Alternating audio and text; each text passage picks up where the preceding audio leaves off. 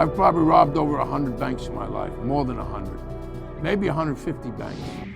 A while back, we had one of our most unforgettable characters pay us a visit.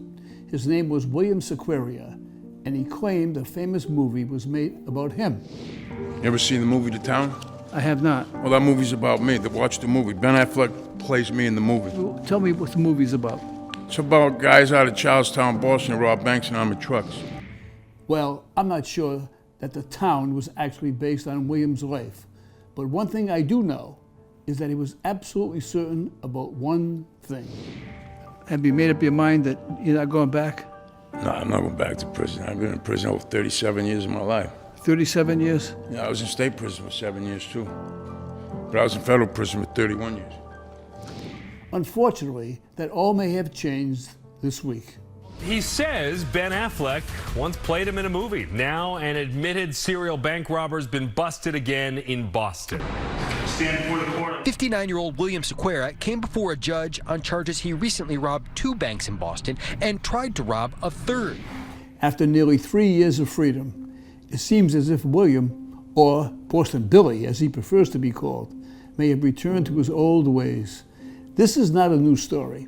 77% of released prisoners are rearrested within 5 years, and that's despite knowing how just awful prison life is. Nobody wants to go to the federal penitentiary. It's a very bad world in there. It's really violent, it's real serious, and it's not somewhere you want to go. You ain't in penitentiary if you ain't violent. I had a lot of assaults, a lot of violence. I get stabbed up, I done stabbed many guys. I got stab wounds all over me. I got scars everywhere. One of the greatest struggles faced by inmates upon their release from prison is finding gainful employment. I would like to encourage all employers to consider hiring the formerly incarcerated. It just makes sense. With so many businesses struggling to find workers, why not give them a chance?